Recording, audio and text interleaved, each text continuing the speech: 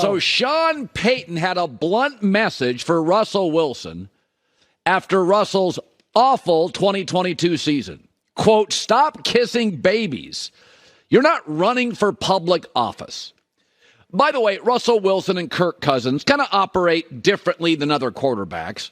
But the difference is, you know, they kind of wear that religion and that belief on their sleeve. It hasn't helped merch sales. Neither is in the top 30 in selling jerseys. So maybe it's just who they are and not a sales pitch. We don't have to be cynical about everything. But it is interesting. People treat Russell Wilson differently. Pete Carroll, tired of him. Michael Robinson said he was an inauthentic robot. Golden Tate, when he left for Detroit, took a shot. The Legion of Boom did. Everybody likes Kirk. I mean, let's be honest. Stephon Diggs wanted a new quarterback, but it was nothing personal. Russell feels polished. He's always trying to be polished. And that's not real life, because life, and we all know this, is never polished. After the Netflix show, Kirk Cousins, the Family Guy, called it nerd swag. And I have to be honest, I liked him more. With Russell, any issue he has, people tend to like him less. This isn't my opinion. Sean Payton saw it and addressed it. Teammates have seen it and addressed it. Because Russell can feel calculated, fair or not. Again, Payton called him out for it, and Sean and I had talked about that before he became the Denver coach. And Sean is an interesting guy. I don't know him that well. I interviewed him 20 times, went to dinner with him, but I know he's authentic and real and passionate and blunt. And that doesn't always fit with polished and refined. It just doesn't. Now, it is arbitrary in our society. I've talked about this before, who we punish, who we sometimes fire, who we defend. We're very arbitrary about that. Usually, whoever we agree with politically will back. Whoever wins games. Jordan 6 for 6, punched the teammate, nobody cares. Draymond Green did it. Get him out of the league. I understand that winning solves everything. And if Denver wins this year and Russell is great, maybe people will like him more. But I do feel like sometimes, and I think this is a fair criticism, I could be wrong, because in my dealings with Russell, he's been very authentic. In my one dealing with Kirk Cousins at an event years ago, I thought he was religious and authentic. Kurt Warner's religious. I've always felt that's very authentic. But sometimes I do feel a little like Russell is trying to act like he thinks a leader should. And I think what leadership is authenticity. Michael Jordan never apologized for his flaws. I've seen Mahomes yell at Andy Reid and Eric Bieniemy. I've seen Peyton Manning yell at his center, Jeff Saturday, and coaches. I've seen Brady yell at multiple people. Hopefully when he comes to Fox, he doesn't yell at me. But that's authentic. And I've seen Kobe and Shaq and all great players get upset and see emotions. Years ago, there was a moment for Kirk Cousins. Again, a family man, very, very decent, very nice guy. That raw, that anger, a touch of venom, wanted to make it stick. Kirk Cousins is a really nice guy. But we like that. That's what we like. It's what coaches like. It's what teammates like. Nobody holds a grudge when Brady screams at you on the sideline. By the way, Brady didn't hold a grudge when Belichick did it. I mean, they didn't have dinner in 20 years. But leadership is authentic, and sometimes leadership is volume. I've been yelled at by bosses regularly, and I'm okay with it. As long as they're okay with me sometimes raising my voice to defend myself or my content. Polished isn't leadership. It feels inauthentic. You like that? Yeah, I do like that. Let it go. Let it rip. Yell. Be upset.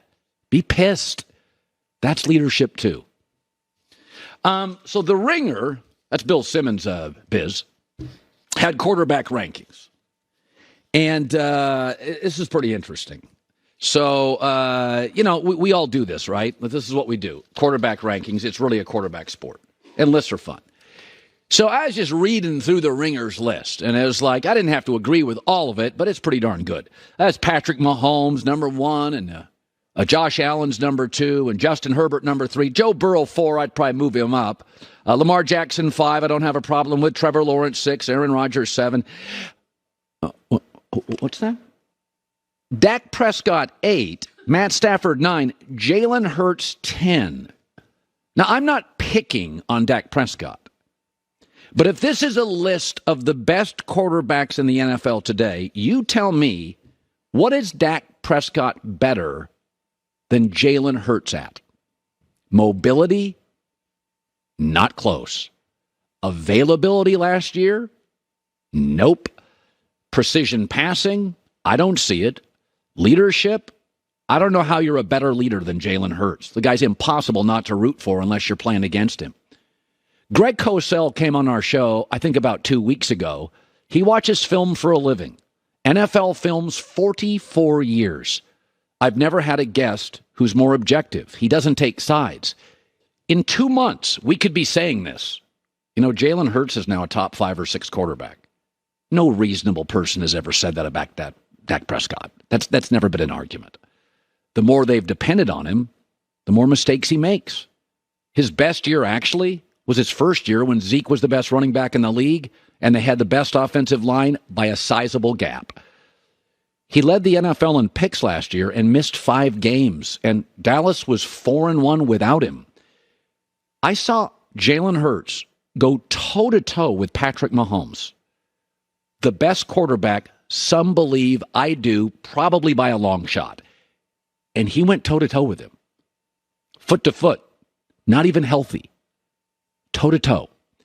I can't recall a Cowboy win when Dak outperformed an elite quarterback in his prime. I know, he outperformed Tom Brady last year. Tom's 46. Okay? Tom is 46 years old. When I see Jalen Hurts, I see precision. I see playmaking. I see pressure player.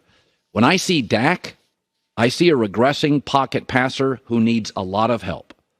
Again, in 2 or 3 months, we may very well be saying Jalen Hurts is a top 5 quarterback. I don't know if it happens. I think it's possible. Do you think in 2 or 3 months we'd be saying that about Dak Prescott? I like the Ringer and Bill Simmons, but in no world do I watch NFL football on Sundays, Thursdays, or Mondays, watch Jalen Hurts and Dak, and think Dak is better. At what?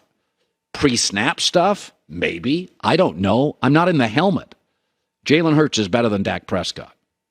I don't even think there's an argument. All right. And that is, for the record, no shot at Dak. It's just Jalen Hurts is great. Will he be as great as last year? He lost his coordinator. Probably not quite as great, but if he came back 10 to 15%, the guy may still be in the MVP running. Hi, everybody. Thanks for watching. Subscribe here to get the latest from the show. Also, be sure to check out more of the best clips from The Herd or go watch a few segments from other shows on FS1.